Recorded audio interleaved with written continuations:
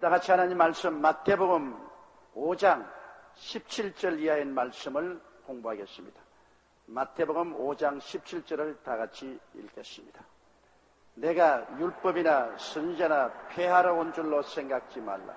폐하러 온 것이 아니요 완전케 하려 함이로라.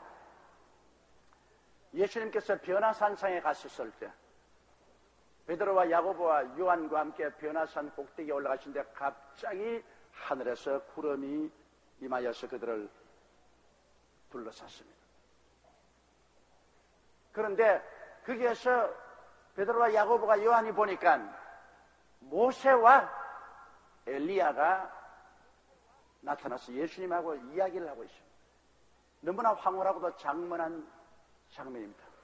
여러분, 사람은 생각하기를 사람이 죽으면 다시 살 수 있을까요? 그런 질문을 많이 하는데 여기 변화산상에 보니까 예수님 그 당시보다도 적어도 700년에서 1000년 전의 사람들, 느보산 기슭에서 죽은 모세가 거기에 여실하게 나타났어요.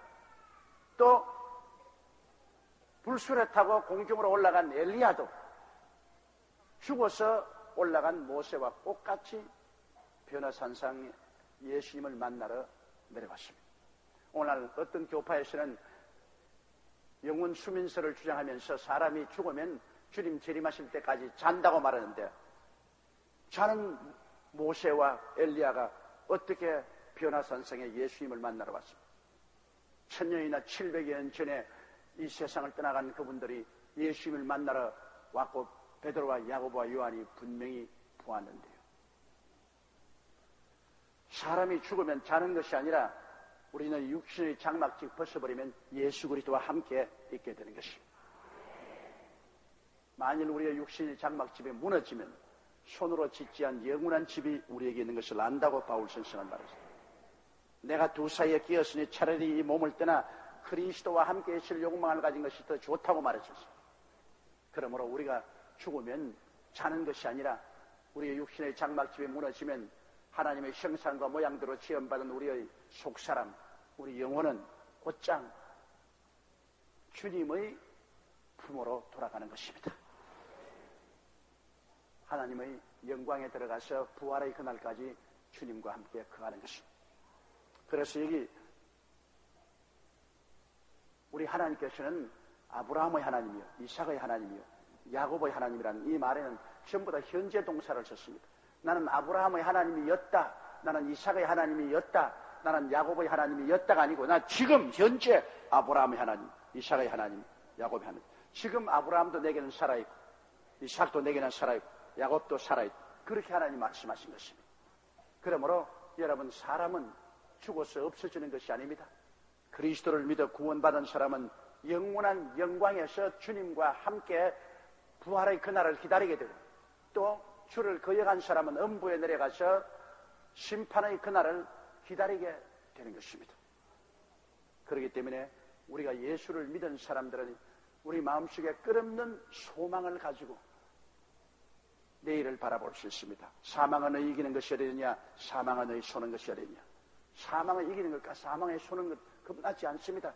예수 그리스도의 보혈로 다 이겨버렸기 때문에 우리들은 죽음의 엄침한 골짜기가 예수 그리스도의 부활의 광명한 빛으로 밝아져 버리고 말한 것입니다.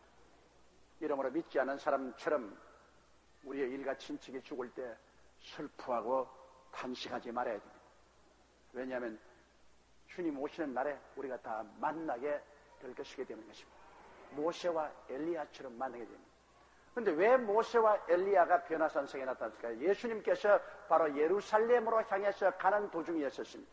예수님은 예루살렘에 가면 이제 곧장 유대인에게 팔리고 로마 사람의 심판을 받아서 십자가에 죽게 되신 것입니다.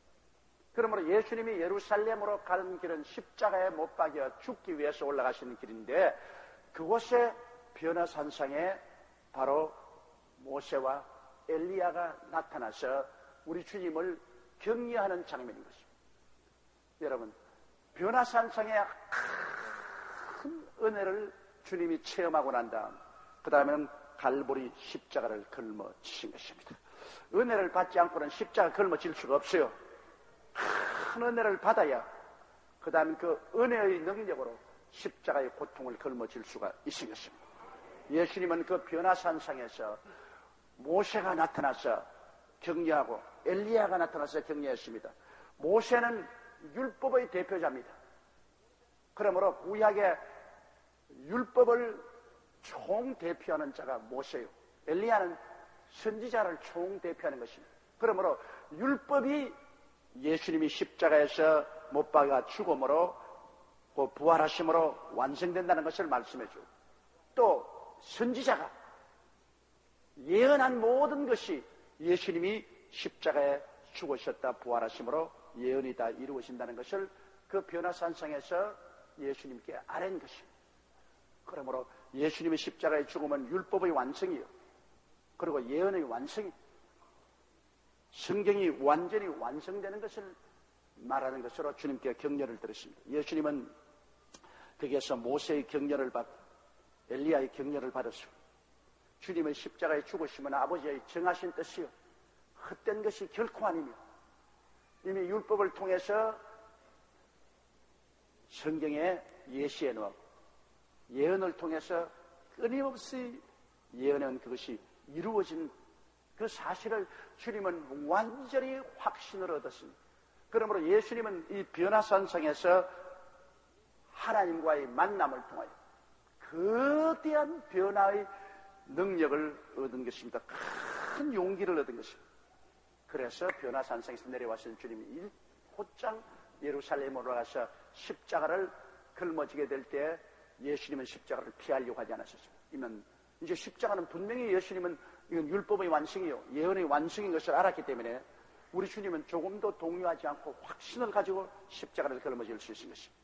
그러므로 여러분이 큰 다가올 시련을 이기려면 변화산상의 체험을 해야 되는 것입니다. 하나님의 음성을 듣고 큰 은혜를 받으면 나중에 십자가를 걸머질 수 있는데, 은혜를 체험하지 않고 고난이 다가오면 그만 완전히 산산조각이 나버리고 마는 것입니다. 이러므로 우리 오늘날 한국교회에 하나님께서 성령의 은혜를 많이 부어주신 것은 요번 이렇게 우리 경제적인 깊은 시련을 견뎌 나갈 수 있는 힘을 먼저 허락해 주신 것입니다.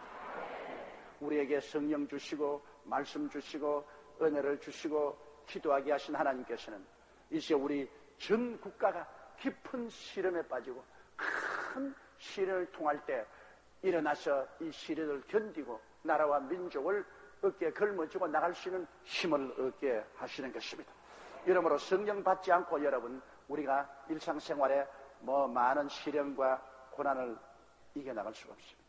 반드시 성령 충만한 은혜 받아야 됩니다. 은혜 없이 여러분 율법주의로 신앙생활 안 됩니다. 은혜를 안 받고 율법을 어떻게 지킬 수 있습니까? 은혜를 받지 않고 어떻게 시험과 환난과 고통을 이겨나갈 수가 있습니까? 은혜만 받으면 이 모든 것을 우리가 이겨나갈 수가 있는 것입니다. 이러므로 첫째도 둘째도 셋째도 우리 성령 충만 받고 그리스도의 그 깊은 은혜 속에 들어가야만 되는 것입니다. 베드로와 야고보와 요한이 변화산상에서 모세와 엘리야가 이야기하는 것을 보고 너무 감동을 해서 그만 베드로가 이렇게 말했습니다. 주님이여, 우리가 여기 있는 것이 좋사오니 제가 초목 셋을 짓겠나이다. 하나는 주를 위하여, 하나는 모세를 위하여, 하나는 엘리야를 위하여 하겠나이다. 이 베드로가 너무 감동을 했거든요. 그 하나님의 영광 중에 주님이 계시고 모세와 엘리야가 주님께 와서 예수님의 사명에 대한 것을 해설하고 보여봤을 때 너무 감격을 해서 그냥 얼떨결에 그는 주님 여기 있는 것이 좋습니다. 산 위에 있는 것이 좋습니다. 여기에 초막셋을 지을 테니까 여기에 주님 거하시고 그리고 모세가 있고 엘리야가 있으면 좋겠습니다. 그럴 때 구름 속에서 하나님의 음성이 나서 가르되 이는 내 사랑하는 자여 내 기뻐하는 아들이니 저만 들으라. 그리고 중심을 번쩍 깨보니까 이미 구름은 사라지고 모세와 엘리야는 온데간데 없고 예수님만 홀로 남아있었습니다. 여기에 베드로가 중대한 잘못을 저질렀습니다. 어디에 예수님과 모세와 엘리야를 나란히 초막셋을 지어요? 예수님은 하나님이신데, 예수는 완전한 하나님이 완전한 사람으로 오신 분인데 예수님을 모세와 엘리야와 나란히 놔서는 절대로 안 됩니다. 모세도 예수님을 섬기기 위한 종이었고 엘리야도 예수님을 섬기기 위한 종인 것입니다. 모세는 율법을 통하여 예수님이 오실 것을 전부 섬긴 종이요, 엘리야는 예언을 통해서 예수 그리스도가 오실 것을 전부 섬긴 종입니다. 어떻게 주인을 종과 나란히 초막셋을 지어서 있게 할 수 있습니까? 우리가 여러분 정말 조심해야 될 것은 예수님과 우리를 동등으로 느끼면 안 됩니다, 여러분. 우리가 말은 쉽게 예수님 우리 신랑, 예수님 우리 형님 크지만은, 그러나 예수님은 하나님이고 우리는 예수님께 지음을 받은 인간입니다. 창조주와 피조물 간에는 도저히 서로 가차이 갈 수 없는 구렁이 있습니다. 지으신 자와 지음을 받은 자가 어떻게 똑같이 행동할 수가 있는 것입니까, 여러분? 절대로 못하죠. 그러므로 예수님은 하나님이시오. 우리가 아무리 은혜 받고 그리스도의 이름으로 충만한 역사를 베푼다 해도 역시 우리는 피조물인 인간인 것을 알고 그 발 앞에 엎드려야 되는 것입니다. 요새 금방진 사람들이 은혜 좀 받았다고 해서 자기가 지림주라니, 자기가 동방의 의인이라니 이런 소리 하는데 그것은 다 사탄의 자식들인 것입니다. 하나님께서는 즉시로 모세도 데려가 버리고 엘리야도 데려가 버렸습니다. 그리고 베드로와 야고보와 요한 앞에 예수님만 바라보고 있습니다. 이는 내 사랑하는 자요 내 기뻐하는 아들이니 저만 들으라. 예수님 말씀만 들으라는 것입니다. 왜? 예수님이 율법의 완성이요 예언의 완성인 것입니다. 예수님 안에서 율법도 다 이루어지고 예언도 다 이루어진 것입니다. 예수만 들어야 되는 것입니다. 지금 새삼스럽게 모세를 따라가서도 안 됩니다. 엘리야를 따라가서도 안 됩니다. 율법과 예언은 예수 안에서 다 이루어지고 만 것입니다. 이제 여러분 예수님이 오셔서 십자가 걸머지시고 부활하신 이후로는 예수님의 시대입니다. 율법의 시대도 아니요 선지자의 시대도 아닙니다. 요한은 마지막 구약의 선지자였었습니다. 이제는 예수님 복음의 시대가 도래하게 된 것입니다. 그러므로 예수께서 말씀한 것은 내가 율법이나 선지자나 폐하러 온 줄로 생각하지 마라. 예수님이 와서 율법도 필요 없다, 폐한다. 선지자도 필요 없다, 폐한다. 그렇게 주님께서 철폐하기 위해서 온 것이 아니라 완전케 하려 함이로다. 그것을 이루기 위해서 왔다는 것입니다. 율법을 완전하게 하고 예언을 완전하게 하기 위한 것입니다. 예수 그리스도는 율법의 마참이 되십니다. 율법의 모든 법이 그리스도 안에서 완전히 이루어지십니다. 우리 주 예수 그리스도는 그 일생을 통해서 율법을 다 이루었거니와 율법을 어긴 모든 인류들의 죄를 주님이 한 몸에 걸머지시고 율법의 정죄를 받고 심판을 받아 그 죄를 다 갚아버렸습니다. 여러분, 빚쟁이가 빚을 달라고 아우성을 치는데 빚을 다 갚아버리고 나면은 빚쟁이 독촉이 아무 효과가 없습니다. 그렇죠? 빚 다 갚아버렸는데 빚쟁이 독촉을 받을 필요 없죠.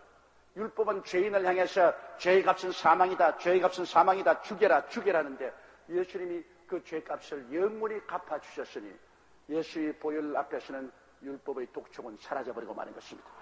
율법은 완성되어 버린 것입니다. 율법의 요구가 예수님 안에서 완성되어 버렸습니다. 이제는 율법을 지킴으로 구원받는 것이 아니라 예수님을 믿음으로 구원받게 된 것입니다. 다른 아무 조건 없습니다. 믿으면 하겠네. 예수 그리스도를 믿음으로 말미암아 이제는 구원을 받습니다. 예수님은 율법의 완성이요 율법의 마참이 된 것입니다. 그리고 엘리야는 선지자를 대변하는데 끊임없이 구약의 예언은 종국적으로 하나님의 아들 예수님이 오신다고 늘 지적합니다. 예수님이 오셔서 만물을 완성한다고 지적했는데 그 예수님이 오셨으므로 예언도 완전히 이루어진 것입니다. 그러므로 예수님께서 오신 것은 율법을 무시해버리거나 예언을 폐하거나 이렇게 하려고 온 것이 아니라 주님께서는 이 모든 것을 다 품에 안아서 완성을 시켜버리고 말한 것입니다. 이제는 예수님 안에서는 율법도 싱글벙글 웃고 그리고 예언도 싱글벙글 웃습니다. 다 그 안에서 완성이 되기 때문이겠습니다. 18절요. 진실로 너에게 이르노니 천지가 없어지기 전에는 율법의 1.1핵이라도 반드시 없어지지 아니하고 다 이루다. 여러분, 율법이라는 것이 하나님께서 주신 것입니다. 그 무엇이든지 하나님이 주신 것은 감히 인간이 범할 수 없는 것입니다. 이 히브리어는 글자에 1.1획이 있습니다. 그런데 율법을 적어놓은 그 히브리어의 글자의 1.1획도 없으시지 않냐고 다 이루어집니다. 왜? 천지와 만물을 지신 장엄한 하나님이 하신 말씀은 그 말씀 자체가 무효가 되지 않아요. 무시되지 않아요. 그것이 완성이 될지언정 절대로 무시할 수는 없는 것입니다. 그러니 천지가 없어지기 전에는 율법의 1.1핵이라도 반드시 없어지지 않고 다 이루어졌습니다. 그런데 그 율법이 예수님 안에서 다 이루어지고 말한 것입니다. 여러분, 예수님이 안 하시면 율법은 그대로 진행하는 거예요. 그 율법에 하에서 모든 사람이 정죄되고 죄인으로서 심판받고 멸망받는 거예요. 천지가 없어지기 전에는 율법은 없어지지 않아요. 그러나 천지가 없어지기 전에 2000년 전 예수님이 오셔서 율법을 다 이루어주신 것을 우리가 감사해야 되는 것입니다. 예수님의 십자가 보배로운 피로 율법의 정죄의 기능은 사라지고 이제는 그리스도의 보배로운 피로 말미암아 용서와 의로움만이 천지에 가득 차게 된 것입니다. 우리는 예수 믿음으로 용서와 의를 받아서 살게 되는 것입니다. 자, 19절요. 그러므로 누구든지 계명 중에 지극히 작은 것 하나라도 버리고 또 그같이 사람을 가르치는 자는 천국에서 지극히 작다 일컬음을 받을 것이고 누구든지 이를 행하며 가르치는 자는 천국에서 크다 일컬음을 받으리라. 여러분, 율법이나 계명은 바로 하나님의 성품인 것입니다. 하나님의 성품이 율법이나 계명을 통해서 나타나는 것입니다. 내 앞에 다른 신을 두지 마라. 우상에 절하지 말라. 하나님의 이름을 망령되이 부르지 말라. 안식일을 거룩히 지켜라. 내 부모를 공경하라. 살인하지 말라. 간음하지 말라. 도둑질하지 말라. 내 이웃을 거짓 증거하지 말라. 내 이웃을 탐하지 말라는 것은 하나님의 성품을 말한 것입니다. 하나님은 이러한 것을 미워하신다. 이런 일을 하지 마라. 하나님의 성품입니다. 그 하나님의 성품을 우리가 마음대로 고쳐서 그렇지 않다. 우상에 절하도 좋다. 부모를 공경 안 해도 좋다. 이렇게 가르치면 이건 하나님을 거역하는 것입니다. 우리 보기에는 율법을 우리가 거역하는 같이 생각하지만 율법은 하나님의 성품이기 때문에 직접 하나님께 대한 대적입니다. 그러므로 하나님이 그런 사람을 칭찬할 택이 없죠. 하나님의 계명 중에 지극히 작은 것 하나라도 하나님 계명 중에 크고 적은 것이 되십니다. 하나님이 하신 것은 다 지극히 크고 거룩한 것입니다. 하나님이 행하신 것 중에 여러분 무엇이 적은 것이 있습니까? 다 크고 위대한 것입니다. 그러나 우리 생각으로 하나님의 계명 중에 이것은 지극히 적은 것이다. 이건 무시해도 좋다. 그렇게 해서 가르치면 하나님께서도 하늘에서 그 사람 지극히 적은 인생으로 취급합니다. 그러나 하나님의 지극한 계명이라도 공경하게 느끼고 귀중히 느끼고 받들면 하늘에서 그를 귀중히 느끼고 훌륭한 사람으로 하나님이 인정해 주는 것입니다. 여러분, 우리가 이제는 예수를 믿어 용서와 의를 받아 구원을 받죠. 그렇다고 해서 율법을 버린 것은 아닙니다. 우리는 구원받았기 때문에 이제는 율법을 따라서 살아야 되는 것입니다. 율법을 지켜서 구원받는 것은 아닙니다. 이제는 구원을 받았기 때문에 율법을 지키고 살아야만 되는 것입니다. 하나님의 성품을 지키고 살아야 돼요. 아, 예수 믿었으니까 이제는 율법은 다 폐해졌다. 그러므로 이제는 내 마음대로 살아도 된다. 그렇지 않습니다. 예수 믿는 사람은 계명의 신발을 신고 살아야 돼요. 예수를 믿고 구원을 받았기 때문에 더욱 이제는 하나님의 법을 지키며 하나님을 기쁘게 하고 살아야 됩니다. 이제는 이 하나님의 율법과 계명이 우리를 때리는 채찍이 되지 않고 우리를 보게 하는 거울이 되십니다. 우리는 늘 거울 보고 연지 찍고 곤지 찍고 하지 않아요? 이렇게. 왜? 아름답게 되려고 그렇게 하는 것입니다. 아름답게 되고자 않으면 거울 볼 필요 없죠. 이제 율법은 우리를 아름답게 만들어주는 하나님의 시녀인 것입니다. 우리가 율법을 들여다보고 도덕적으로 잘못된 것 우리가 다 씻어내고 우리가 도덕적으로 율법으로 아름답게 우리의 생활을 단장하는 것이 오늘 율법의 역할인 것입니다. 율법은 우리를 심판하지 아니하고 이제 우리를 도와주는 신령하게 살아가는 그런 역할을 하는 것입니다. 그러므로 율법을 우리가 무시하거나 율법이 적은 것이라고 해서 그것을 등한히 여기면 하나님께서 그 사람을 등한히 여기게 되는 것입니다. 20절요. 내가 너희에게 이르노니 너희 의가 서기관과 바리새인보다 더 낫지 못하면 결단코 천국에 들어가지 못하리라. 이 서기관이라는 것은 성경을 필사하는 사람이고, 그 다음에는 바리새인들은 여러분 유대인의 종교 가운데 바리새파인 것입니다. 굉장히 엄하게 율법을 지키는 그러한 파입니다. 그 바리새 교인들은 일주일에 2번 금식하고 채소까지라도 11조 다 드리는 그러한 사람입니다. 그러나 여기에 왜 주님께서 서기관이나 바리새인의 의를 비평하냐면, 그들은 사람 보는 앞에서 형식으로는 굉장히 의로운데 내용적으로 보면은 고아를 압제하고 과부의 재산을 탈취하고 스스로의 탐욕 속에서 사는 사람입니다. 겉과 속이 다르요. 그렇기 때문에 바리새 교회나 사두개 교회는 보고 주님이 회칠한 무덤이라고 그랬어요. 무덤 속에는 뼈다귀가 썩은 것이 가득하지만 바깥에는 아주 하얗게 회칠해가지고서 겉으로는 아주 좋은 것처럼 만드는 거죠. 그렇기 때문에 서기관이나 바리새인 같은 그런 위선자의 삶을 사는 그런 사람의 의보다는 우리가 더 낫게 살아야 하늘에 들어갈 수 있다는 것입니다. 위선자가 되면 천당에 못 들어갑니다. 바리새 교인이나 사두개 교인들은 사람들 보는 앞에서 길게 기도하고 장엄한 체하지만은 내용적으로는 탐욕이 꽉 들어차서 위선을 행하고 탐욕과 욕심에 젖어서 살았습니다. 우리 예수 믿는 사람들이 성령으로 말미암아 내 속 중심이 투명해야 됩니다. 겉으로 잘민 체하면서 속으로 엉터리를 믿는 사람이 굉장히 많아요. 내가 대전 대흥교회 집회를 갔을 때 참으로 놀라운 감정을 들었습니다. 그 대흥교회가 그때는 완성을 하지 못하고 있었는데, 그게 장로님이 죽었다가 살아나고 난 다음 그 장로님이 재산을 다 내가지고서 그 교회를 완공을 했습니다. 대전 대흥 장로교회인데, 그 장로님이 상당히 재산가였는데 교회 짓는데 헌금을 눈물 만침밖에 안 해요.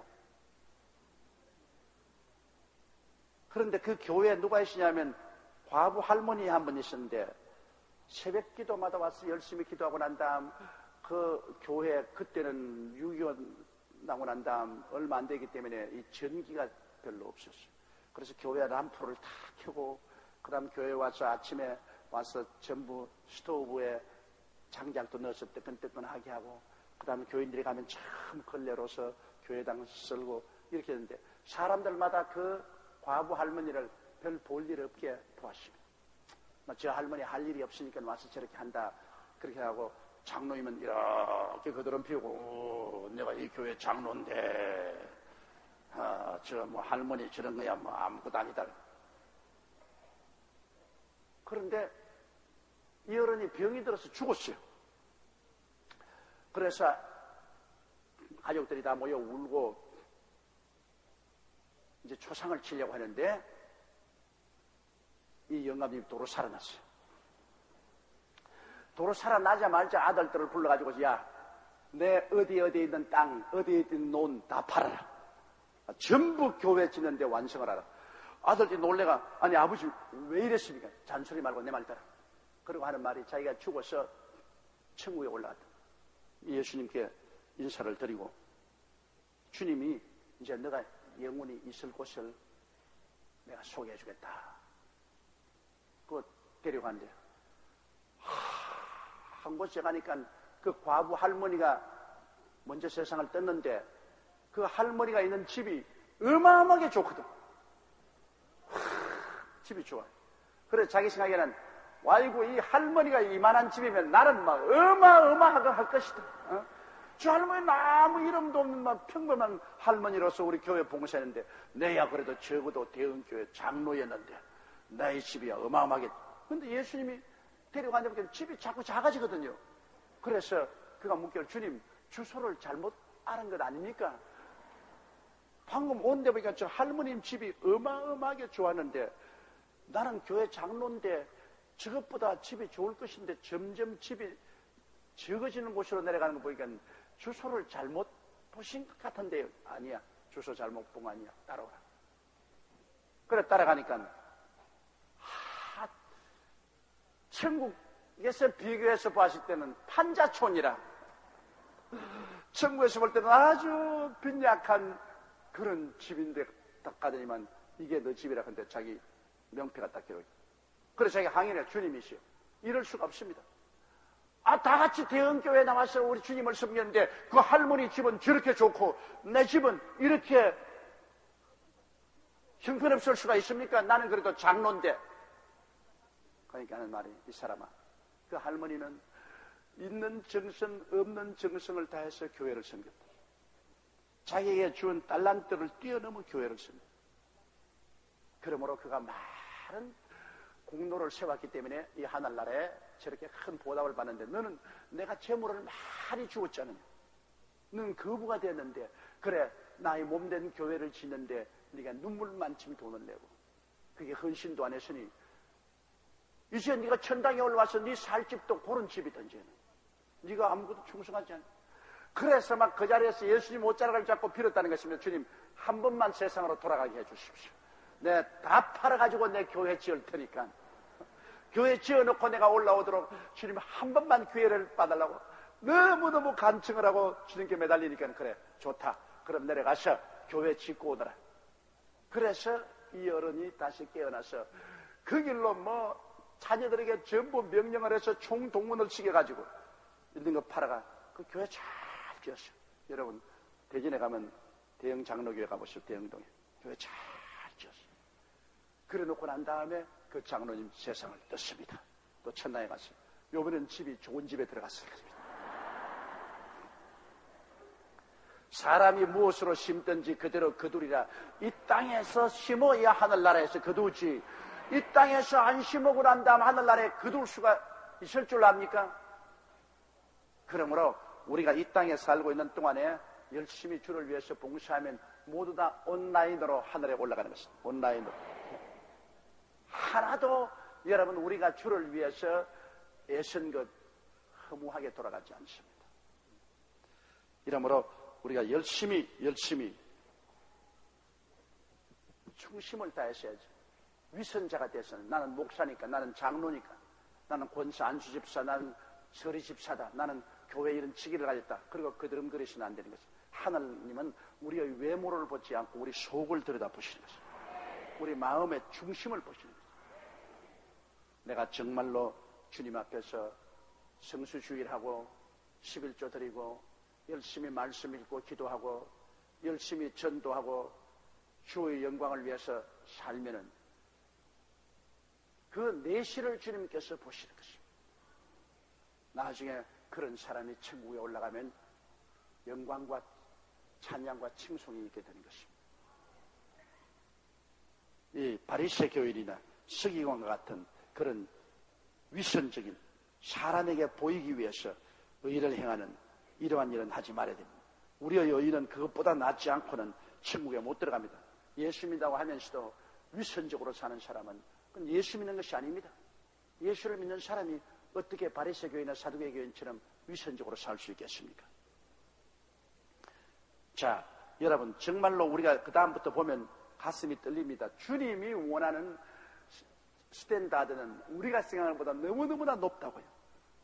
주님은 하나님이기 때문에 주님이 우리에게 요구하는 우리의 인격적인 완성이라는 것이 우리가 생각하는 것보다 너무나 높다고요.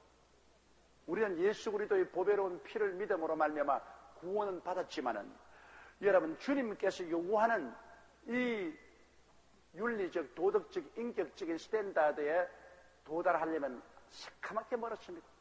그러면 우리가 많이 노력하고 애써야 돼요. 구원은 믿음으로 공짜로 받았지만은 우리의 신앙의 성장과 발전은 노력하고 애쓰지 않고 그대로는 되지 않는 것입니다. 자, 이제 주님께서 본격적으로 우리의 일상생활에서 주님이 기대하는 바 어떠한 삶을 살라는 것을 보여주고 있습니다. 우리의 기대가 아닙니다. 주님이 우리에게 기대하는 바 그 삶과 여러분 한번 비교해 보십시오. 여러분의 생활이 얼마나 동떨어져 있다는 것을 알고 회개하게 될 것입니다. 2절, 우리 21절 읽었습니다. 옛사람에게 말한 바 살인치 말라. 누구든지 살인하면 심판을 받게 되리라 하였다는 것을 너희가 들었으나, 여기 옛사람이라는 것은 구약 성경을 말하는 것입니다. 출애굽기 20장 13절이나 신명기 5장 17절에 보면 살인치 말라. 살인한 자는 도로 그 사람을 죽이라고 그렇게 말하셨습니다. 자, 사람 죽였으니 자기도 죽어야 될 것 아닙니까? 그건 구약 성경에서 하나님이 마땅하게 정의롭게 그렇게 말씀을 한 것입니다. 나는 요사이 우리 한국에서도 살인제도, 법적으로 사형제도를 철폐하자는 그런 캠페인을 하고 있는데, 사형제도를 없애는 캠페인은 성경에는 맞지 않습니다. 구약 성경에는 하나님께서 살인한 죄는 저희는 죽이라 했습니다. 신약에는 그렇지 않다. 웃기는 소리 하네요. 신약에 11조하고 물질 도둑질해 먹다가 아나니아와 삽비라는 그 자리에서 죽어버렸다. 신약 성경입니다. 아나니아와 삽비라가 집 팔아가지고서 엄마 숨겨놓고 얼마만 가지고 와서 이거 다 집 팔은 거 다 가져왔다고 속이다가 성령을 속인 죄로 그 자리에서 죽었단 말이에요. 하나님께 범죄하고 난 다음에 심판을 피할 수가 없죠. 나는 현재 볼지라도 너무나 흉악한 범죄인을 우리가 그 사람은 면해줘야 된다고 캠페인을 하는 거 볼 때 내가 도저히 상상할 수 없습니다. 예를 들어 말하면 강도가 들어와가지고서 그 자식들이 다 보는 앞에서, 남편하고 자식이 보는 앞에서 어린애 가진 부인을 강간하고, 그러고 난 다음 반항한다고 그 남편을 칼로서 찔러 죽이고, 그리고 그는 잡혔는데 이 사람 살려줘야 된다, 살려줘야 된다. 그렇게 되면 이 나라 법이 어떻게 됩니까, 여러분? 그 자식들이 보는 앞에서, 남편 보는 앞에서 그 부인을 강간하고, 그러고 난 다음에 그게 대항한다고 남편을 칼로 찔러 죽이고, 그리고 잡힌 사람을 용서해 줘야 됩니까? 여러분, 감옥에서 회개하고 예수를 믿어 그 영혼이 구원받는 것은 좋습니다. 그러나 육체는 대가를 지불해야 돼요. 바울 선생이 뭐라고 했습니까? 고린도 교회 보면 그 아버지의 아내와 살은 아들에 대해서 진노해서 이를 마귀에게 내어주어서 그 육체는 멸하고 그 영혼은 예수 그리스도의 날에 구원받게 하랬습니다. 회개하더라도 영혼만 구원하고 육체는 멸하라고 그랬습니다. 바울 선생이 그렇게 말했습니다. 그 아버지의 부인하고 간음을 행한 사람, 자기 친어머니 아니겠죠. 아버지가 막 친어머니가 죽고 다시 재처했는데 그 부인하고 아들이 강간을 했다. 그러니 바울 선생이 진노해서 그를 사탄에게 내주어서 그 육체는 멸하고 그 영혼은 예수 그리스도의 날에 구원받게, 회개하면 영혼은 구원받지만 육체는 죽이라 그랬습니다. 그러므로 우리가 사형받을 만한 죄를 지었으면 영혼은 회개하니까 죽기 전에 구원을 받겠죠. 그러나 육체는 자기가 남의 생명을 빼앗은 이상 그 대가를 지불해야 될 것입니다. 근데 요사이 사형제도 없애라고 고함감 쓴 사람이던데, 여러분, 나는 그게 동의하지 않습니다. 남의 생명을 빼앗은 사람은 그만한 자기의 대가를 지불해야 돼. 회개하고 구원받는 것은 그것은 하나님의 자비와 긍휼이죠. 그러나 대가는 지불해야 될 것입니다. 옛사람에게 말한 바 살인치 말라. 누구든지 살인하면 심판을 받게 되리라 하였다는 것을 너희가 들었으나 22절요. 나는 너희에게 이르노니 형제에게 노하는 자마다 심판을 받게 되고 형제를 대하여 라가라 하는 자는 홍해에 잡히게 되고 미련한 놈이라 하는 자는 지옥불에 들어가게 되리라. 이것이 우리 주님이 우리에게 기대하는 바, 우리 인격적인 스탠다드인데, 예수 믿고 주님이 정말 내 마음에 딱 맞는 사람이라고 주께서 말할 정도의 우리 인격은 이런 정도가 돼야 돼요. 나는 너에게 이르노니 형제에게 노하는 자마다 심판을 받고, 형제 보고 노하는 자마다 심판을 받게 된다 하는데, 이대로 하면 나는 심판 제일 많이 받을 사람이라. 왜? 형제가 많지 않습니까? 70만 성도니까 여러분, 나는 70만 번 노할 수 있는 위치에 있습니다. 왜냐하면 못되게 구는 교인 많거든요. 여기는 여러분은 다 착하지만은 그 이외에 정말 못되게 구는 교인들 많다고요. 그러면 내가 마음에 그냥 노가 생긴다. 노가 생겨서 그냥 화가 난다. 그러니 자, 여기 노하는 자마다 심판을 받겠다. 그러니까 하나님 심판을 받을 수밖에 없죠. 벌써 심판 받죠. 노하면은 벌써 몸속에 아드레날린이 생겨나서 몸에 병들고 몸이 빨리 늙고 지치고 벌써 대가를 받는 거예요. 당장 우리가 기뻐하면 엔돌핀이 나와가지고 젊어지고 그 병이 낫고 좋아지지만은 성내면은 그만 노루 아드레날린이 생겨나가지고서 우리 몸을 먹어 들어갑니다. 몸을 녹히게 하고 몸을 상하게 해요. 그러므로 웃는 얼굴, 이쁜 얼굴, 노한 얼굴, 미운 얼굴인데 이 노하면 벌써 스스로 심판을 받아요. 그 하나님이 그렇게 만들어 놓았어요. 기뻐하고 즐거워하면 축복을 받게 돼 있고, 감사하면 축복을 받게 돼 있고, 원망하고 불평하고 노하면은 심판을 받게 돼 있어. 마음의 즐거움은 양약이라도 마음의 근심은 뼈로 마르게 하느니라. 여러분, 노하는 것이 마음의 근심 아닙니까? 뼈로 마르게 한다. 그렇게 병들게 합니다. 그러므로 오늘날 우리가 건강 오래 살려면 자꾸 마음의 즐거움을 가지고 살아야 되겠습니다. 기뻐하고 즐거워하라. 주님께서 늘 그렇게 말하십니다. 기뻐하고 즐거워하라. 그것이 우리에게 가장 좋은 양약이 되는 것입니다. 우리에게 하나님이 그렇게 이미 축복을 해놓은 것입니다. 그러나 하나님이 우리에게 요구하는 스탠다드는 바로 그것입니다. 나는 너희에게 이르노니 형제에게 노하는 자마다 심판을 받게 되고, 형제를 향하여 라가라 하는 자는 공에 잡히게 되고. 이 라가란 말은 우리 한국어로 말하면 개자식 이런 말입니다. 형제가 나쁘게 한다고 이 자식 개자식 하면 하나님은 영적으로 공에 잡히게 하겠다고 말했습니다. 그리고 미련한 놈이라 하는 자는 지옥불에 들어가야겠다. 와, 이거 참 너무너무 무서워요. 우리 그런 말 잘 쓰지 않아요? 아이, 지금 미련둥이라고 말해요. 지금 아주 미련하다고. 그거 우리 쉽게 쓰는데, 주님은 형제를 보고 미련하다고 말하면 지옥불에 들어가겠다고 말하십니다. 그만큼 주님께서 어마어마하게 우리를 경고합니다.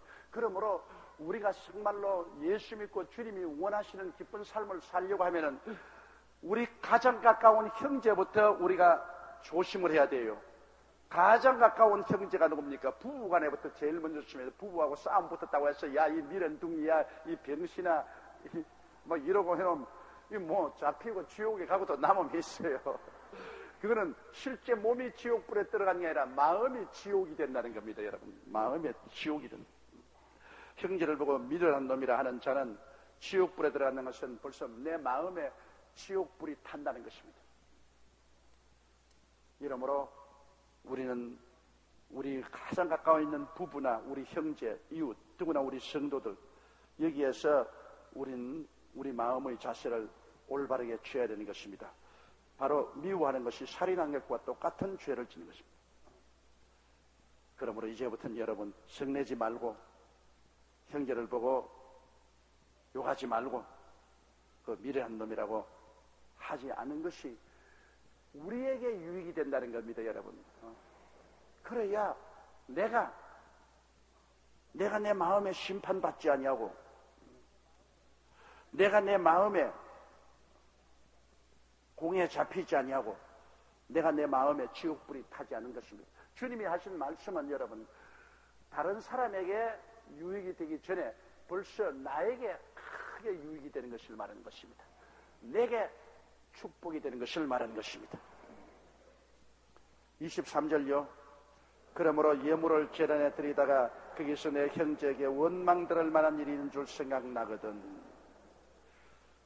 하나님께 하나님을 예물 드리는 거, 하나님 경배하고 하나님 예물 드리는데, 우리 하나님이 제일 원하는 것은 예수 믿는 형제끼리 화목하는 것을 제일 원합니다. 우리 부모들도 그렇지 않습니까? 자식이 부모에게 와서 맛있는 음식 가져오고 의복 사오는 것보다는 형제간에 화목하는 것이 제일 좋습니다. 저도 다 자란 아들이 서희가 있으니까 그 아들들 중에 어느 아들이 내게 와서 다른 아들에 대해서 비평을 말하면 참 마음에 듣기가 안 좋다고 아버지로서 잘못해서도 비평하는 것 듣기가 싫어요. 그러나 아들들이 와가지고서 서로 칭찬을 하고 격려를 해주면 그 마음에 아버지가 보기에 얼마나 좋은지 몰라요.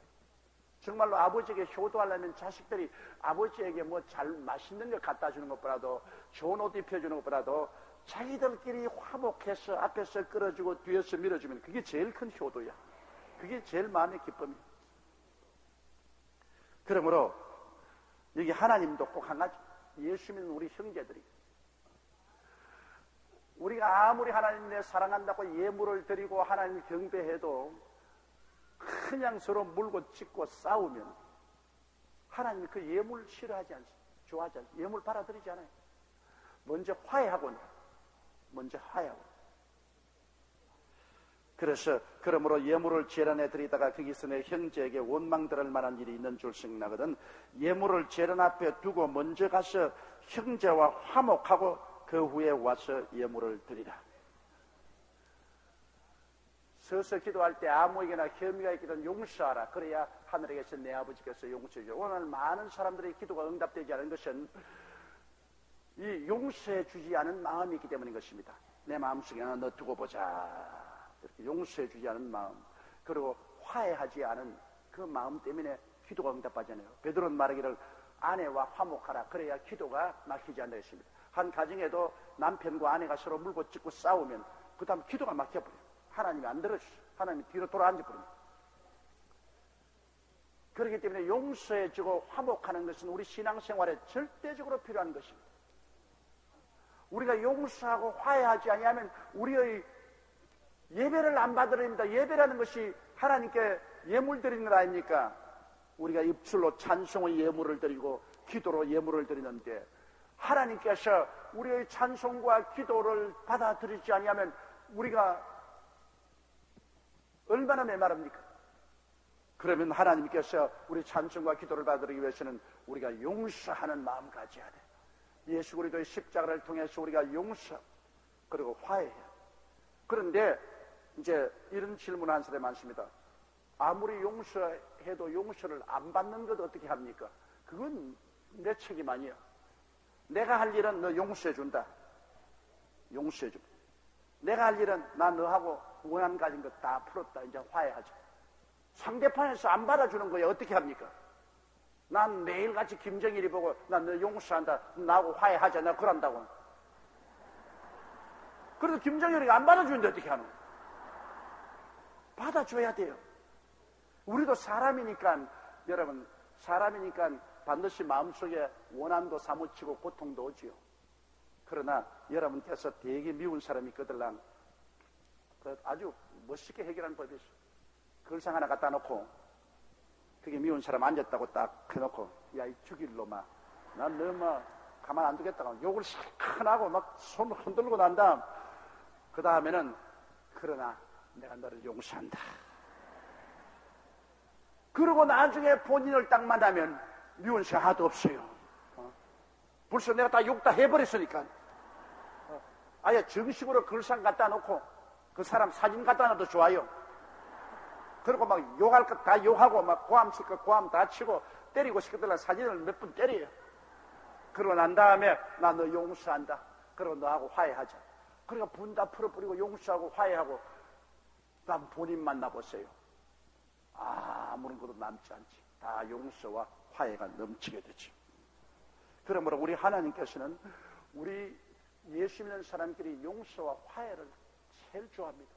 그래야 그 다음 그 예물을 받아요. 우리 여의도 순복음교회 내가 늘 자랑하는 것은 제가 40년 목회를 했는데 40년 목회 그것도 한 교회에서 계속했습니다. 여러 교회로 옮겨가면서 하자고 한 교회에서 40년 목회를 했는데 한 번도 교회가 갈라진 적이 없어요. 이견은 불일치할 때 많아요. 우리 당회 장로님끼리도 이견이 불일치하고 우리 집사님끼리 이견이 불일치하고 또 우리 지역 구역에서 이견이 불일치해도 곧장 성령의 은혜로 기도하고 난 다음 용서하고 화해해주고, 불일치 안 하면 용서할 것도 없지요. 화해할 것도 없지요. 우리가 늘 마음이 서로 상하고 대결도 하고 욕도 하고, 그러나 언제나 용서하고 우리가 화해했기 때문에 교회가 한 번도 갈라진 적이 없어요. 그래서 하나님이 기뻐하시고 우리의 기도를 들어주시고 은혜를 베풀어 주시고 우리 교회가 자라게 만들어주시면서, 만일 우리가 서로 미워하고 물고 찢고 용서 안 하고 화해하지 않아 보십시오. 오늘날 이 70만 성도가 이렇게 뭉쳐서 나갈 도리가 없죠. 그래서 저는 늘 하나님께 감사하고 기뻐하는 것은 저희 한평생의 목회 동안에 한 번도 교회가 갈라진 적이 없다. 언제나 용서와 화해가 넘쳐났다는 이것을 하나님 앞에 감사하고 제가 자랑으로 생각합니다. 그것은 우리가 늘 끊임없이 용서하고 화해하고 기도하기 때문에 성령의 하나되게 하는 역사가 우리 가운데 있었기 때문인 것입니다. 마귀가 들어오면 마귀는 분리시켜요. 성령은 오면은 하나로 합치게 해요. 그런데 성령의 역사는 언제 일어납니까? 회개하고 기도해야 성령의 역사가 일어납니다. 우리가 늘 회개하고 기도하니까 성령이 오셔서 용서하게 하고 화해하고 하나되게 만들어줍니다. 나 어제 그저께 대통령 나올 세 사람 토의하는 것 보다가 나중에 꺼버렸다고, 텔레비. 왜냐? 다 큰 어른들이 서로 싸운다고 자고. 그거 나와서 정책 토론이나 하고 말이지, 나라와 민족을 살릴 수 있는 좋은 그런 방향을 제시하고 그렇게 나가면 좋겠는데, 우리 바라보는 국민들에게도 서로 싸우니까 참 볼꼬락 보기가 싫어요.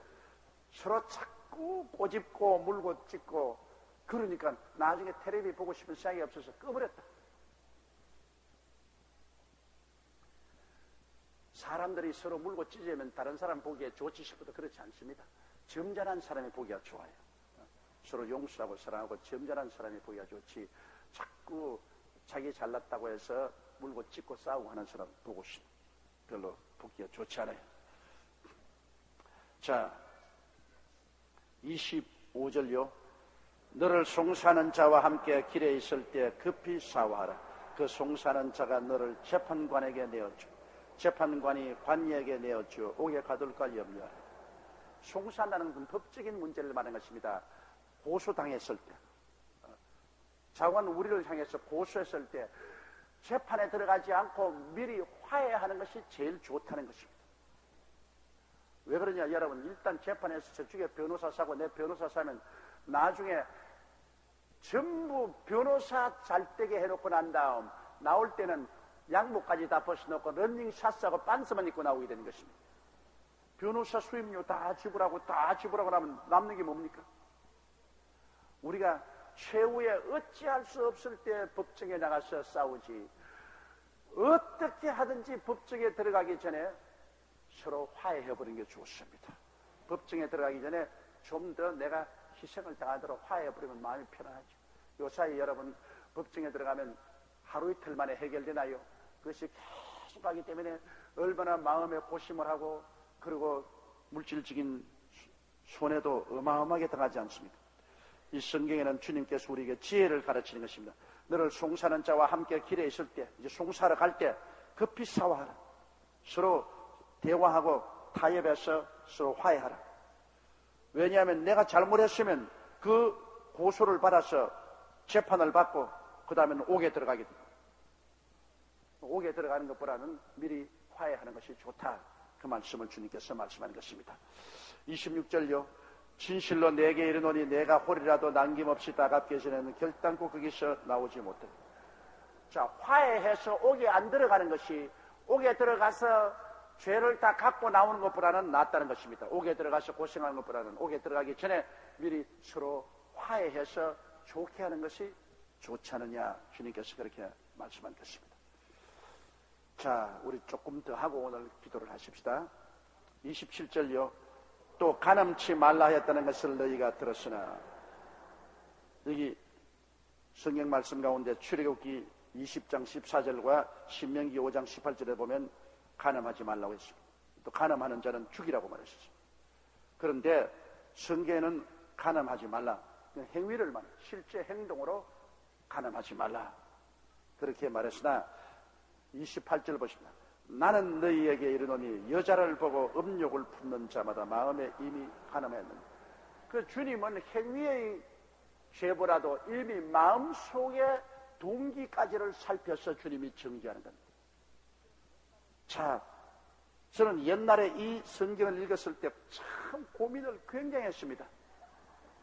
왜냐하면 결혼하고 난 다음에는 고민을 안 했는데 총각 때 제가 30에 결혼을 했는데 그 전에까지는 정말 이쁜 여자만 보면 대리 살고 싶단 말입니다. 그러니까 밤낮으로 회개한다고. 밤낮으로 하나님 아버지요, 이 마음속에 이 죄를 없애해 주려고. 근데 사실 여성들은 별로 많이 그렇지 않지만 남자들은 여성과 다릅니다.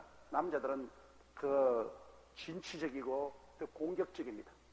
그렇기 때문에 남자들의 심리라는 것은 아름다운 여성을 보면 꼭 소유하고 싶은 생각이 생깁니다. 여자들은 그렇지 않을는지도 모르지만 내가 여자가 안 돼봐도 모르겠지만 지미 카더가 대통령으로 출마했을 때 플레이보이에 지에서 지미 카더에게 물은 적이 있습니다. 당신 간음한 적이 있느냐? 지미 카더 하는 말이, 나는 실제로 육체적으로 간음한 적은 없지만 마음으로는 수없이 간음을 했다. 난 그럴 때, 야, 이 정직한 사람이구나. 이 사람 솔직한 사람이다. 실제로 사람이 살아나가면서 눈으로 보지 말아야 돼. 이 견물생심이라고 환경에 따라서 마음속에 많은 죄를 짓게 됩니다. 그렇기 때문에 요사이 젊은 사람들, 여러분, 그 젊은이들 방탕하고 죄진다고 우리 욕하지만은 그들은 학교 주변이나 생활 환경에 그들을 유혹하는 것이 얼마나 많습니다. 그 경험이 없는 젊은 사람들이 그 이겨낼 수 있어요. 요사이 또 개인 컴퓨터 가지고 조작하면 온갖 음란물이 거기 다 나옵니다. 그럼 그걸 보고서 젊은이들이 어떻게 견디냅니까? 마음으로 다 범죄하게 되죠. 이러므로 환경을 정하게 만듭니다. 우리 자녀들을 올바르게 키우려면 우리 자녀들에게 그러한 음란한 비디오나 음란한 잡지나 이러한 것을 다 제껴야 돼요. 부모들이 그런 것 갖다가 비디오 보고서 그대로 방치해 놓은데 중학교 애들이 전부 모여가지고서 자기 아버지 어머니 보는 것 전부 보고 킬킬거리고 그러고 난 다음 견물생심으로 마음이 잡혀서 범죄하고 마는 거죠. 이러므로 우리 주님이 원하는 것은 우리 마음의 동기조차도 벌써 음행하면 주님께서 간음한 자로 취급한다. 와, 주님이 원하는 스탠다드는 얼마나 높은지 몰라요. 그러니까 어떻게 살아야 되냐? 눈 감고 살아야 돼. 눈 감고.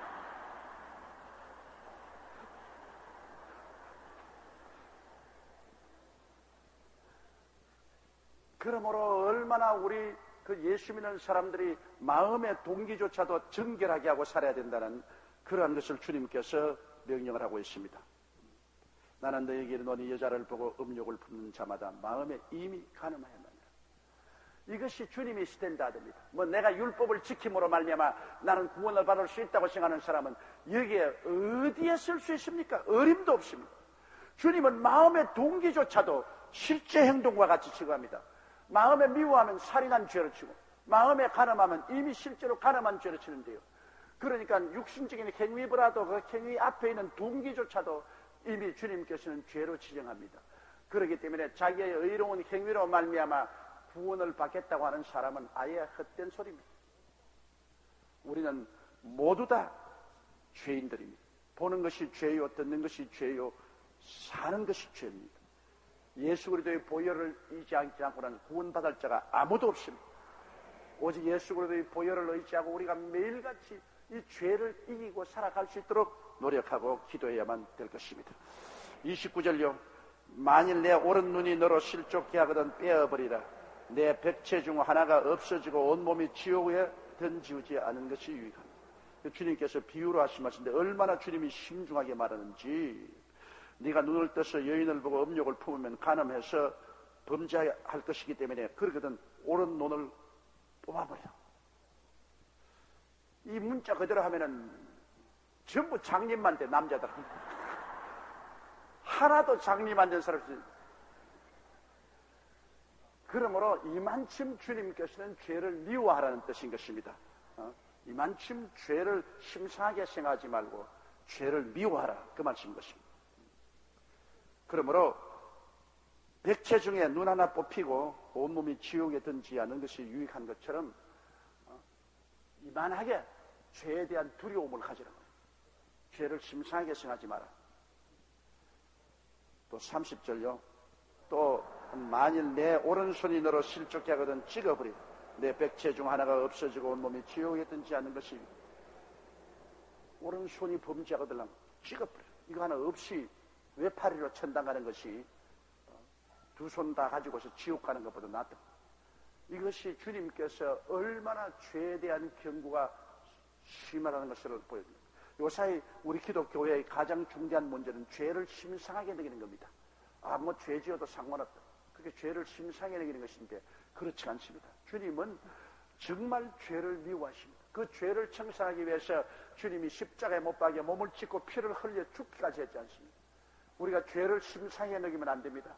우리는 행위로 구원받는 건 아니지만은 그러나 우리가 죄를 지을 때마다 주님을 다시 십자가에 못 박는 고통을 주님께 드리는 것입니다. 우리 주님의 마음의 정결함을 보십시오. 주님은 마음으로 범죄해도 그것을 이미 죄로 정할 만큼 주님의 마음은 정결하고 정합니다. 그러한 주님의 눈으로 우리를 바라보시기 있기 때문에 우리가 참으로 주님과 함께 동행하기 위해서는 우리 마음의 생각으로부터 시작해서 우리 행위가 정결해야 되는 것입니다. 그러므로 죄를 심상하게 여기고 마음대로 죄 짓고도 살아갈 수 있다고 생각하면 안 되는 것입니다. 우리가 마음의 죄를 품으면 우리의 기도가 응답되지 않습니다. 이렇기 때문에 항상 회개하고 항상 우리는 변화를 받고 늘 영광에서 영광으로 나아가는 삶을 살아야 되는 것입니다. 우리 32절까지만 하십시다. 누구든 또한 일렀을 때 누구든지 아내를 버리거든 이혼 정수를 줄 것이라. 여러분 성경의 신명기 24장 1절로 3절에 보면은 자기가 결혼해서 아내가 마음에 안 들면 이혼 정서를 써서 그 이혼 정서와 함께 내보내라 그랬습니다. 그러니 여러분 구약시대 보면은 여자들은 너무너무 손해가 많아. 여자는 숫자에도 안 넣었다고. 사람 계산할 때 남자만 숫자에 넣지 여자는 숫자에 안 넣었어. 신약에도 보십시오. 떡 먹은 사람 남자만 5,000명이 들어갔지 여자는 수에도 안 들어갔어요. 그거는 여자를 무시해서 그런 것이 아니라 여자와 남자는 부부 일신이기 때문인 것입니다. 원래 아담의 갈비뼈를 취해서 하와를 만들었기 때문에 아담이 있으면 자연적으로 하와가 있게 되어 있는 것입니다. 여러분 아담과 하와가 따로 떨어져서 산다는 것은 생각하지 못해요. 언제나 아담이 있으면 하와가 있다. 그렇기 때문에 남자 수를 헤아리면 여자로 같이 따라온다. 전에 어떤 우리 교인 자매님처럼 나는 이제 교회 안 나온다고 그래요. 나보고 편지를 했어. 왜 하니까 성경은 하나님이 남자니까 전부 남자만 좋아하고 여자는 무시해가지고서 성경에 보면 여자는 숫자에도 안 넣는다고. 그러므로 목사님이 여기에 대한 올바른 해답을 안 해주면 나는 이제 남자만 사랑하는 그런 교회는 안 나간다고. 그래서 내가 대답을 했죠.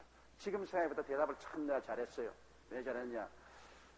자매님 교회에 가보면 여자 수가 60%가 넘고 남자는 40% 정도밖에 안 됩니다. 천당에 올라가면 전부 여자판이고 남자는 전부 지옥에 들어가 있지. 나는 너무너무나 마음이 안타깝다. 하나님이 여자만 사랑해가지고서 교회에 오면 60% 여자만 주님께서 택해가지고서 구원을 하시고 남자는 40% 정도밖에 안 하죠. 천당에 올라가면 여자 천지고 지옥에 올라가면 남자 천지다. 주님이 사랑을 해도 너무 여자들을 많이 사랑해 주시고 우리 남자들은 너무 적게 사랑해 주시고 나는 그 원통함을 느끼면서도 내가 말을 안 돼. 당신이 어디 그렇게 일방적으로 말하니 그때는 또 편지가 와서 목사님 말 들으니까 이제 이해가 된다고. 여러분,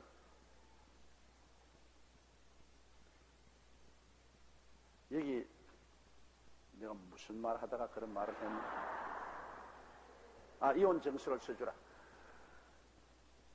그런데 이 구약 시대는 보면은 이 여자는 남자의 한 소유물로 취급했습니다.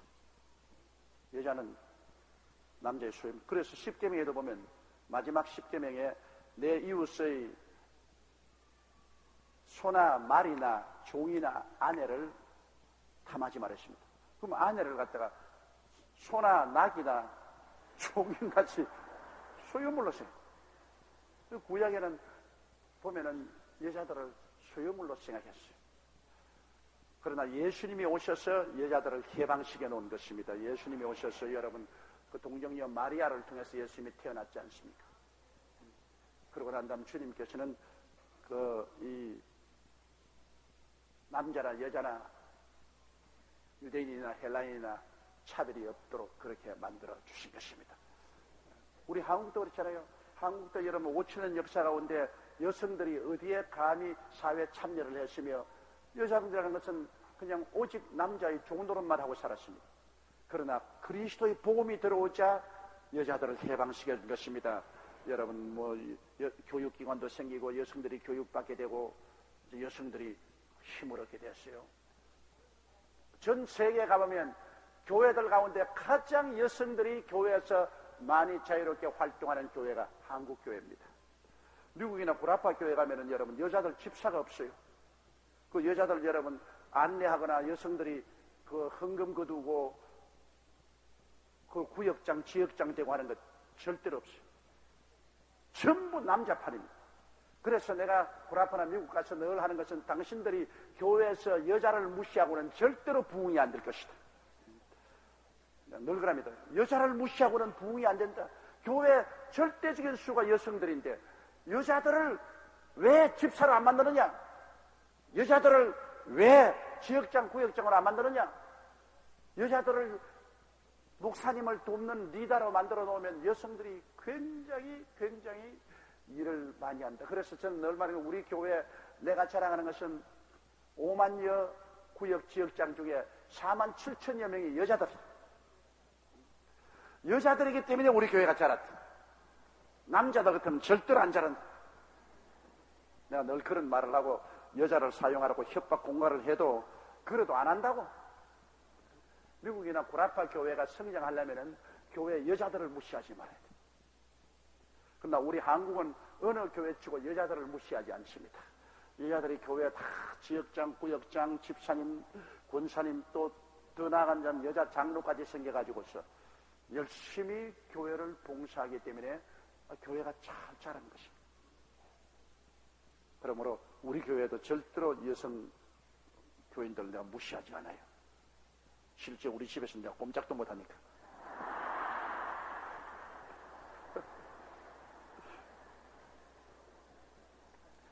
(32절) 보면 32절요. 나는 너희에게 이르노니 누구든지 음행한 연고 없이 아내를 버리면 이는 저로 간음하게 하며 또 누구든지 버린 여자에게 장가는 자도 간음하며. 자, 이거 보면 아내가 음행을 한 연고가 있으면 그 내보내고 또 다시 장가들어도 괜찮다는 것입니다. 아내가 간음했으면 아내를 내보내고 다시 장가들어. 그러나 아내가 간음해서 간음한 연고도 없이 여자를 버리면 그러면 그 여자 혼자 살지 못하니까 또 결혼하게 되고 결혼하게 되면 그 여자 간음하게 되고 또 그 여자하고 결혼한 남자도 간음하게 됩니다. 나는 이 성경을 읽을 때마다 너무 여자가 손해가 많다 그렇게 생각해요. 왜 남자가 버렸지? 자기가 버린 건 아닌데 남자가 아내를 버려버렸는데 혼자 살지 못하니까 다시 시집 갔다. 그러면 그 여자가 간음하게 되고 그 여자에게 장가들은 사람도 간음하게 된다. 그래서 불공평하게 생각되니까 그러니까 절대로 이혼하지 말라 그 말인 것입니다. 아예 그냥 죽더라도 이혼하지 마라. 아랫목이 내 집이라고 생각하고 그냥 절대로 쫓아내도 나가지 마라. 이혼하지 말은 것입니다. 이혼하면 손해야. 이제 옛날엔 뭐 아내를 마음대로 쫓아냈지만 법적으로 그렇게 못하지 않아요. 그런데 너무나 여기 일방적으로 남자 중심으로 생각하고 있는데 실제는 여러분 남자 중심으로는 생각이 안 돼요. 남자가 여자를 버리는 건 아니고 여자가 가난해서 남자를 떠나겠지만 남자가 가난한 건 어떻게 합니까? 그러면 남자가 가난하는 것은 남자가 가난하는 것도 똑같이 취급을 해야 될 것 아닙니까? 요사이는 사실은 여자가 가난한 것보다 남자가 가난한 게 훨씬 많지. 근데 참 여성들이 마음이 넓어가지고서 남자가 잘못 외도하는 것을 용서를 해주고 때리고 사는데 여자가 외도하면 남자가 절대 데리고 안 살아요. 그건 보면 남자가 정말 참 너무너무 욕심이 많고 외골수라고. 그러니까 우리 남자들도 깊은 마음을 가지고 용서한 마음으로 혹시 실수했더라도 데리고 살아야지. 버리면 안 돼. 버리면. 여기 성경에는 보면 나는 너희에게 이르노니 누구든지 음행한 연고 없이 아내를 버리면 이는 저로 가늠하게 하며 또 누구든지 버린 여자에게 장가든 자도 가늠함이라. 그런 버림받은 여인은 너무너무나 불쌍합니다.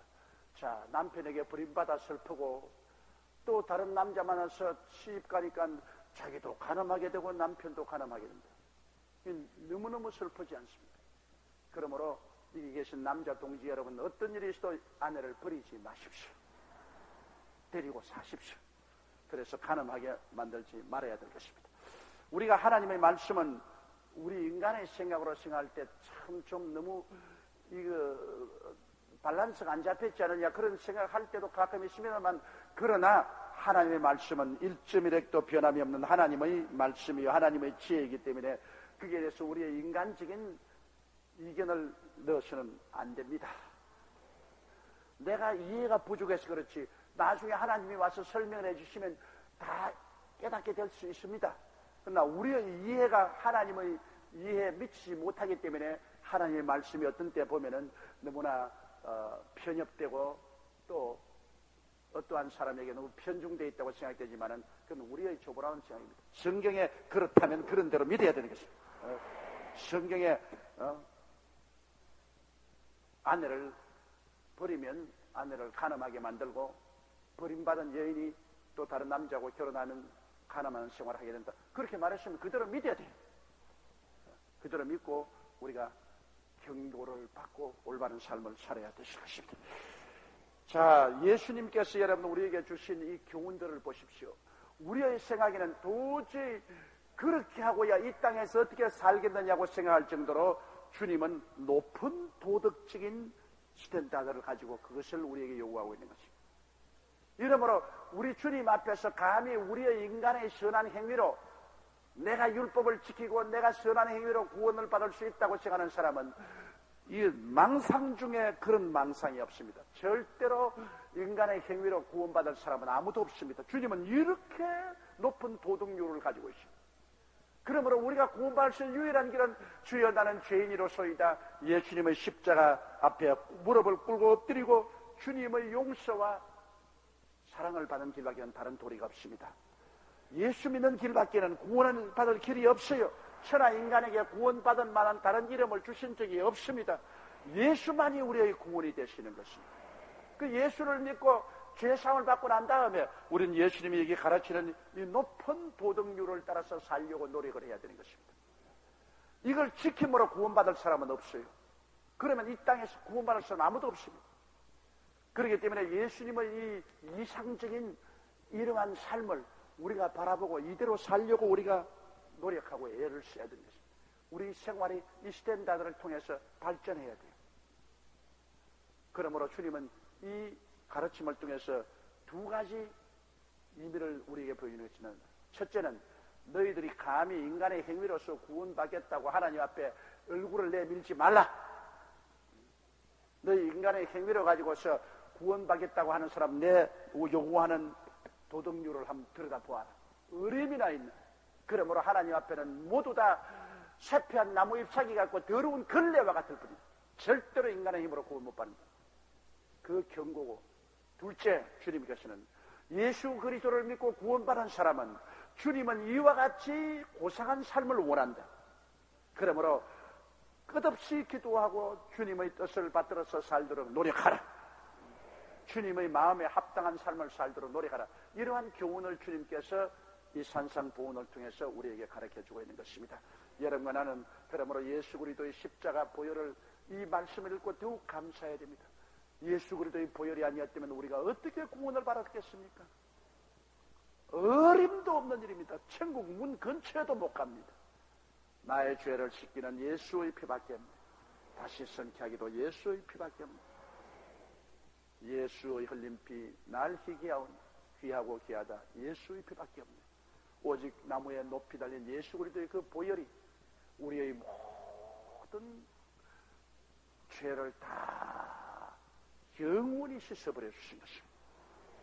과거의 죄, 현재의 죄, 미래의 죄, 행위의 죄, 생각의 죄를 다 씻어준 것입니다. 그것도 일시적인 것이 아니라 영원히 주님께서 한 제사를 통해서 정하게 해주신 것입니다. 이러므로 예수 그리스도를 구주로 믿을 때 우리는 죄를 짓고 불의하고 추악하고 버림을 받아야 마땅한 우리들이 죄지은 그대로, 못난 그대로, 빈손든 그대로 용서를 받고 의롭다함을 입고, 의롭다는 것은 죄를 한 번도 안 지은 상태를 말하는 것입니다. 하나님 앞에 조금도 부끄럽 없이 설 수 있는 자격을 의롭다고 말하는 것입니다. 주님은 우리 용서만 할 뿐 아니라 우리에게 의를 주셔서 너는 나를 믿음으로 말미암아 죄가 한 번도 짓지 않은 사람처럼 만들어준다는 것입니다. 이 얼마나 고마운 일인 것입니까? 그러므로 우리는 예수 그리스도를 믿고 감사하고 끝없이 찬양하며 살아야만 되는 것입니다. 그리고 주님께서 산상보훈에 가르쳐주신 이 그리스도의 원하시는 도덕적인 스탠다드를 우리의 생활 속에 이루어질 수 있도록 우리가 늘 힘쓰고 애쓰며 신앙생활을 하시기를 바랍니다. 우리 주여 세 번 부르고 통성으로 기도하십시다. 주여, 주여, 주여. 살아계시고 거룩하신 우리 하나님 아버지, 우리 아버지 하나님의 은혜와 사랑을 진실로 고맙고 감사합니다. 전능하신 우리 아버지 하나님이시여, 하나님 아버지의恩정과 사랑을 생각할 때 주님이시여 만입이 쓴들 무엇으로 주님께 감사하고 찬송하오니, 우리 아버지 하나님이시여, 우리는 어머니 뱃속에서부터 죄악 중에서 잉태되고 이 세상에 태어나서 죄를 물먹듯이 먹고 마시면서 살았습니다. 우리 아버지 하나님이시여, 이 죄악을 주님께서 다 용서하여 주시옵소서. 사하여 주신 것을 감사합니다. 예수님께서 십자가에 못 박여 몸을 찢고 피를 흘리심으로 우리의 모든 죄악을 주님께서 다 담당하여 주신 것을 감사합니다. 우리 아버지 하나님이시여, 값없이 믿음으로 용서와 의를 얻었으므로 우리는 있는 힘을 다하여 주께서 원하시는 대로 의롭게 살 수 있도록 도와주시옵기. 살아계신 우리 아버지 하나님 간절히 기도하고 원합니다. 야훼 하나님 아버지여, 전능하신 우리 아버지의 뜻을 쫓아 살기에 부족함이 없도록 주님께서 은혜와 사랑을 베풀어 주시옵기. 살아계시고 거룩하신 우리 아버지 하나님 간절히 기도하고 원하옵나이다. 나의 하나님 아버지여, 아버지 하나님이시여, 죄악을 주님 미워하고 내 아버지 하나님이시여, 죄를 심상치 않게 생각하지 않도록 도와주시옵소서. 오 전능하시고 거룩하신 아버지 하나님, 예수님의 십자가의 보배로운 피로 주님께서 용서하여 주시옵소서. 예수님의 보배로운 피로 사하여 주시옵소서. 예수님의 보배로운 피로 증하게 하여 주시옵소서. 살아계시고 거룩하신 우리 아버지 하나님이시여, 주여 주님 간절히 기도하고 원하옵나이다. 오 사랑이 많으신 우리 하나님 아버지, 주여 주님 감사하고 주여 주님 감사합니다. 하나님 우리 아버지여, 주님 영광 받아 주시옵소서. 하나님 우리 아버지여, 주님 높임 받아 주시옵소서. 살아계시고 거룩하신 우리 아버지 하나님, 주여 주님 간절히 기도하고 원합니다. 오 거룩하신 아버지의 성령이시여, 우리 아버지의 성령께서 이끌어 주시고 인도하시고 진리의 길을 밝히 보여주시옵기에 간절히 기도합니다. 우리 아버지 하나님의 성령께서 이끌어 주시고 인도하시는 그 진리의 길을 따라 살기에 부족함이 없도록 주님께서 도와주시옵. 살아계시고 거룩하신 우리 아버지 하나님이여, 간절히 기도하고 원하옵나이다. 하나님 우리 아버지여, 주님 영광과 찬양과 존귀를 받아 주시옵소서. 우리 아버지여, 주의 보배로운 피로 덮어 주시옵소서. 주의 성령의 역사를 베풀어 주시옵소서. 살아계신 우리 아버지 하나님이여 간절히 기도하고 오라옵나니 하나님 우리 아버지여 주님이시여 그 많은 죄악을 다 용서하시고 사하여 주시옵소서. 예수님의 보배로운 피로 저희 그 많은 죄악을 다 사하시고 용서하여 주시옵소서. 우리 아버지여 주님 앞에서 주님의 기쁘심을 드리는 삶을 살게 도와주시옵소서. 거룩하고 참되고 진실하게 살게 도와주시고 살아계신 우리 아버지 하나님이여 주님 간절히 기도하고 오라면 하나님 우리 아버지여 주의 성령님의 도우심이 아니고는 내 아버지 하나님이시 거룩하게 될 수 없고 깨끗하게 될 수 없사옵니다. 하나님 우리 아버지여 주의 거룩하신 성령께서 저를 점령하시고 저를 붙드시고 저 안에서 운행하시고 역사하여 주시옵기에 살아계신 우리 아버지 하나님 간절히 기도하고 원하옵나이다. 우리들의 아버지 하나님이여 주님 영광 받아 주시옵소서. 우리들의 아버지 하나님이여 주님 높임 받아 주시옵소서. 살아계시고 거룩하신 우리 아버지 하나님이시 주여 주님 간절히 기도하고 원하옵나이다. 오 사랑이 많으신 우리 아버지 하나님, 오 살아계시고 거룩하신 우리 아버지 하나님, 우리 아버지여 감사하고 하나님 우리 아버지여 찬송합니다. 야훼 우리 아버지여 주님 영광 받아 주시옵소서. 야훼 하나님 우리 아버지여 주님 높임 받아 주시옵소서. 살아계시고 거룩하신 우리 아버지 하나님이시여 간절히 기도하고 원하옵나이다. 오 하나님 우리 아버지여 감사하고 하나님 우리 아버지여 감사하고 살아계신 우리 아버지 하나님이시여 감사하고 찬송. 야훼 하나님이여 주님 영광 받아 주시옵소서. 야훼 하나님이여 주님 높임 받아 주시옵소서. 살아계신 우리 아버지 하나님이여 간절히 기도합니다. 우리 아버지 하나님이여 주님 영광과 찬양과 존귀를 받아 주시옵소서. 하나님 아버지여 주의 거룩하신 성령이 주님 충만히 채워 주시옵소서. 아버지여 성령으로 완전히 주님 사로잡힌 바 되게 도와주시옵소서. 우리 아버지여 성령으로 온전히 변화받게 도와주시옵기 간절히 기도합니다.